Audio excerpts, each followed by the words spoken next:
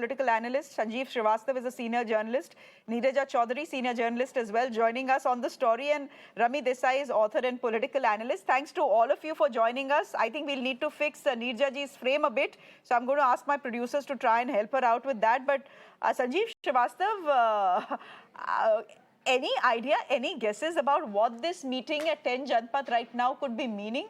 You know, we did have Mr. Ashok Gehlot step out from his meeting with Sonia Gandhi in the morning today and said, he was asked a question, will you remain the Chief Minister of Rajasthan? And he said, well, Sonia Gandhi ji will have to decide that. Matlab, ho kya raha hai? Any guesses on what this meeting is about? See, what we are hearing in Jaipur is that Mr. Gehlot may have already offered his resignation to Mrs. Sonia Gandhi, even as the Chief Minister of Rajasthan. I have no ways to verify it. I haven't heard it from Mr. Ashok Gehlot himself. So rest is all sources.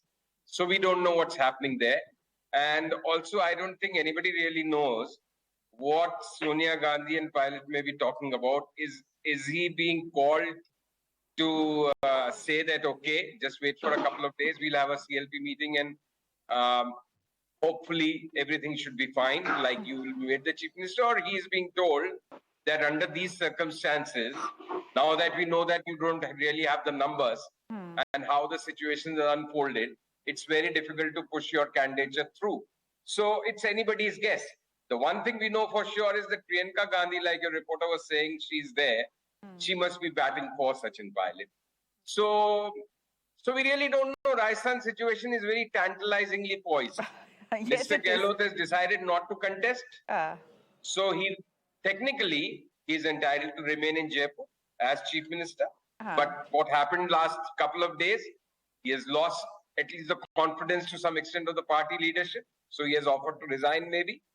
Now, even if he is asked to step down, the old dilemma remains unresolved. That Gehlot and his supporters want anybody but Sachin Pilot. Leadership wants Sachin Pilot. Sachin Pilot doesn't have the numbers. Now, in today's Congress condition, how do you resolve this? Yes, some people may switch sides from Gehlot camp to Pilot, but will that number be sufficient enough? Will the rebels who will remain with Gehlot or who are against Sachin Pilot, can the party really afford to put online its only real government, state government in the country? Chhattisgarh is a very small state. Correct. So nobody really knows what's happening. So at least I'll be honest about it. Yeah, no one knows what's happening. I wonder even if the Congress knows what is happening right now. George Kurian, what a mess. They definitely don't. Yeah, the one entity that is most clueless by the looks of it is the Congress party. Yeah. George Kurian, what is going on within the Congress party? What a mess. This was a Congress president ke liye election. This was not a state election, which the Congress, you know, in any case specializes in losing. This was a Congress presidential election, and look at the mess that has played out in the last 3 to 4 days. Shreya, let me begin by saying that, you know, Congress may look like it's in a mess, but be rest assured that, you know, Congress is, and the central leadership is confident of handling such situations. It has dealt with such situations in the past. So this is not something which is very new to us. And as far as the issue right now in Rajasthan, the political crisis, you may call it, one need not worry about the political crisis because it is going to be taken care of. Sachin Pilot has come in, and I'm sure it will be a smooth sailing. No, Sachin Pilot has come in and it will be smooth sailing means what, George Kurian? Are you trying to tell me that the meeting right now that Sonia Gandhi is having with Sachin Pilot is to tell him, okay, beta, you can be the next Chief Minister of Rajasthan even though the MLAs in the state don't support you? That's not possible. There was, you know, I mean, there was a plan that the Congress had, but the Congress didn't have plan B because they hadn't anticipated the rebellion by Mr. Gehlot. I don't know why we keep saying, Neeraja Chaudhary, that this is a rebellion by Mr. Gehlot's MLAs. This is actually what we saw in Rajasthan was a rebellion by Mr. Gehlot himself. Now today he may come and say very apologetic, I had no clue, you know, it is my moral failing, my moral responsibility. Sonia Gandhi ji can decide if I need to continue to be Chief Minister or not. But I don't think anyone has any doubt about who orchestrated this rebellion against the party high command. Right, and what has made the whole thing very damaging is that it is Mr. Ashok Gehlot who's seen as absolutely, true blue loyalist of the Gandhi family, was not expected by anybody to go in for any defiance of the family and the high command, is the one who has been behind this defiance. And I agree that nobody believes, neither you nor me, nobody on the street believes that Ashok Gehlot was not behind it. So given that, if you look at it very objectively, it was a win-win situation for Sonia Gandhi and the Congress. If you moved Ashok Gehlot, who is such a seasoned player, such a, with administrative experience of India, experience of the Congress system, an OBC, a man with, who's known to move with restraint, to move him to Delhi, given all the skills he possesses in terms of national role.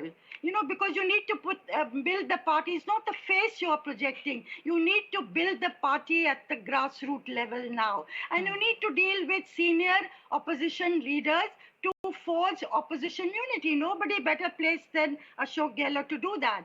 And equally to put Sachin Pilot in Jaipur, a new face, a younger person, a break from anti-incumbency, and a better chance to do, at least increase your numbers in 2023 elections. But that's not the way it's played out, because Ashok Gehlot doesn't want to leave Jaipur, and he's determined that Sachin Pilot should not be the chief minister, whatever the reasons, whatever the differences. And that has got enmeshed. This Rajasthan drama has got enmeshed with the national drama of who will be the president next. So I think what Ashok Gehlot's defiance has meant is the weakening of the high command. अपने ही अगर ये करेंगे ना, if somebody you trust the most can cock a snook at you, then anybody can cock a snook at you. That means a real weakening of the high command. And as I say, there is simply no high command in the Congress today after the Rajasthan drama. That's the essential message that's gone out. Now, how they're going to sort it out, I don't know. So the crisis is much deeper than what we are discussing, you're saying? That the high command, which at one point of time held power over everything that they saw, is no longer the high command, it is now the low command. No one wants to listen to them, including MLAs in Rajasthan. Essentially Absolutely. that. Rami Desai, Absolutely, Rami Desai, come in here. I'm fairly certain that the opposition, and by opposition in Rajasthan, I of course mean the BJP, is looking at it and chuckling to themselves. Good evening, Shreya. Hi. Don't think just the BJP is chuckling to themselves. I think everybody observing, the Congress presidential polls is chuckling to themselves. Sadly, I have to say that this whole party seems to be functioning with what seems to be like blinders on. One just has to look at the candidates to know the lack of perspective that the party leadership is dealing with. Observers keep thinking, and even the lay observer, they keep thinking that they'll get serious now, that after this defeat or that embarrassment, they'll take these blinkers off. But, to the utter amusement, they never do. And the presidential polls this time is such a prime example. It's either like no one really wants to take this role on, or that they have no one worthy, which of course cannot be true, because, the kind of population we have, and they do have some supporters, but the problem is these supporters who have caliber will never get the chance in this party, because they sort of only want to hone on to old horses who have high loyalty and who have proven their high loyalty to the high command. And unfortunately, again, there are not many left. What does it say about the condition of the party if you look at really the candidates? I mean, Mr. Digvijay Singh, with all due respect, he was really written off somewhat of, national politics a while back, let alone that he was written off in his own state. Look at Mr. Tharoor, there is a scam, the IPL scam of hundreds of millions that is riding on his head. Over and above that, what is really tragic, Shreya, is that, there is this Bharat Jodo Yatra that is going on, and after the kind of things that Mr. Gehlot has said previously about Mr. Pilot, I am really surprised that this so-called, well-versed leadership thought that, Mr. Gehlot would let go of Rajasthan without a fight. And like you rightly said, that this fight is not the MLAs. This has been, and it's very clear to everybody that this has been sort of, has been sort of backed by Mr. Gehlot and what he wishes to do in Rajasthan.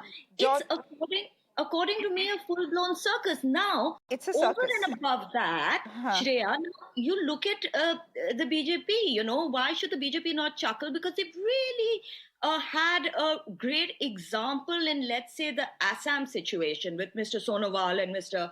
Himanta Biswa Sarma, where the transition was made with utmost sort of perceived civility, and that's all that matters in politics. And I think the party really now But really the other needs to- side of the argument, Rami, is in a party democracy, and George Kurian just come in here.